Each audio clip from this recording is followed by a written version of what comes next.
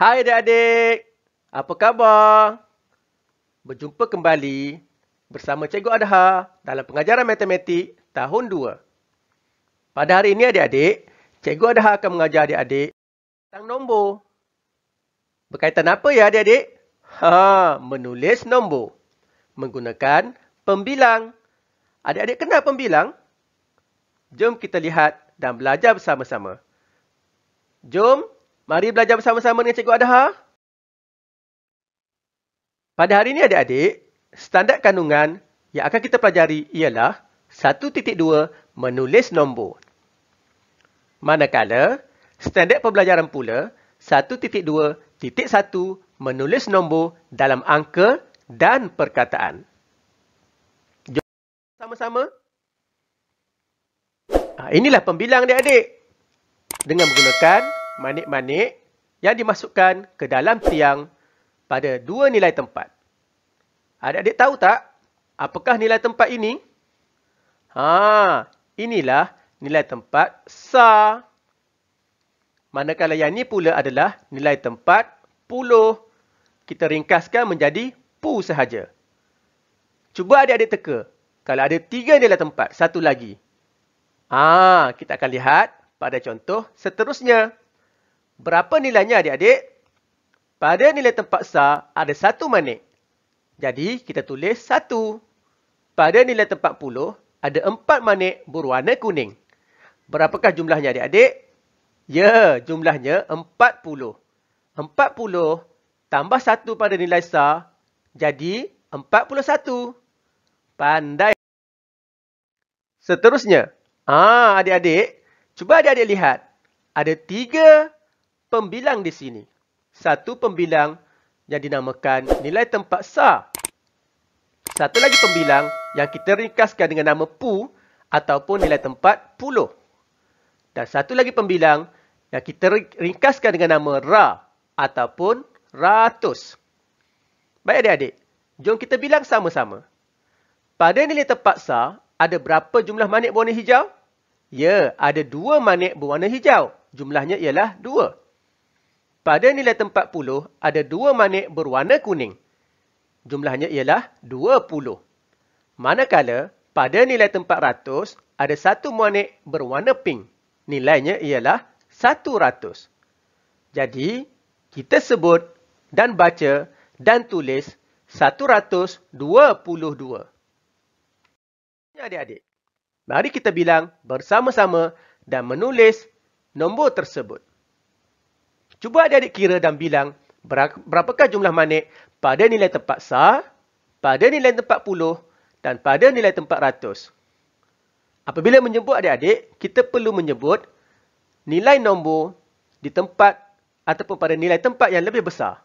Ya, cuba kita bilang pada nilai tempat ratus terlebih dahulu. Manik yang terlibat pada nilai tempat ratus ialah 2. Jadi, jumlahnya ialah 200. Manakala manik pada nilai tempat puluh pula ialah 4. Jumlahnya ialah 40. SAR pula ada 1 manik berwarna hijau. Jadi, nombornya ialah 241. Pandai adik-adik. Seterusnya adik-adik, cuba adik-adik bilang. Berapakah nombor tersebut? Pada nilai ratus, ada 2 manik. Pada nilai tempat puluh, ada manik tak adik-adik? Ya, tidak ada. Justru, tidak ada nilai pada nilai tempat puluh, kita tulis sifar. Manakala, pada nilai tempat SAR, ada 3 manik yang terlibat berwarna hijau, kita tulis 3. Jadi, jumlahnya ialah 2 manik pada nilai ratus, tiada manik pada nilai puluh, dan 3 manik pada nilai SAR bersamaan 203. Pandai adik-adik membilang. Baiklah adik-adik. Seterusnya, mari kita bilang lagi. Cuba adik-adik kira berapakah jumlah manik pada nilai tempat SAR. 1, 2, 3, 4, 5. Ya adik-adik, ada 5 manik berwarna hijau pada nilai tempat SAR. Seterusnya, berapakah pula jumlah manik pada nilai tempat puluh? Mari kita bilang sama-sama. 1, 2, 3, 4, 5, 6, 7. ada 7 manik berwarna kuning pada nilai tempat puluh. Jadi, macam mana nak sebut dalam perkataan ya? Kita sebut 75. Sekali lagi cikgu ulang, 75. Adik-adik boleh ulang sebut sehingga adik-adik mahir. Berapa jumlah adik-adik? Ya, 75. Pandai adik-adik. Seterusnya adik-adik, mari kita lihat jumlah manik yang terlibat pada pembilang mengikut nilai tempat yang telah diberikan. Kita lihat dahulu nilai tempat SAR. Ada 1, 2, 3, 4, 5, 6. Ada manik berwarna hijau pada nilai tempat SAR. Manakala ada 4 manik berwarna kuning pada nilai tempat puluh. Dan 2 manik berwarna pink pada nilai tempat ratus. Berapakah jumlahnya adik-adik? Ya, kita menulis dalam perkataan 246. 200, 2 ini pada nilai tempat ratus ada 2. 246 SAR. Jadi, kita tulis 246.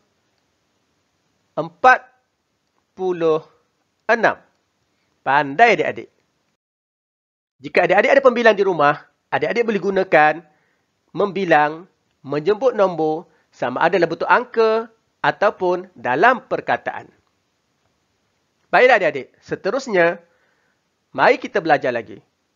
Ada berapakah jumlah manik berwarna hijau pada nilai tempat SAR adik-adik? Ya, ada 1, 2, 3, 4, 5, 6, 7. Adik-adik, tiada manik pada nilai tempat puluh. Manakala, pada nilai tempat ratus ada 4 manik berwarna pink. Jadi, apakah nilai nombor tersebut dalam perkataan? Ya, cuba kita bilang. Ada 4 manik pada nilai tempat ratus. Jadi, nilainya adalah 400. Dan tiada manik pada nilai tempat puluh. Seterusnya, ada 7 manik pada nilai tempat SAR. Jadi, kita sebut 407. Macam mana pula ya? 205. Cuba kita letak berapakah jumlah manik pada nilai tempat ratus. Ya adik-adik, apabila ada 200, jadi kita letakkan 2 manik pada nilai tempat ratus. Nilai tempat puluh ada tak adik-adik? Tidak ada pun perkataan yang menyebut tentang puluh. Yang ada ialah 5. Jadi 5 merujuk kepada jumlah manik yang ada pada nilai tempat SAR. 205. 2 manik pink pada nilai tempat ratus dan 5 manik pada nilai tempat SAR. Jumlahnya ialah 205.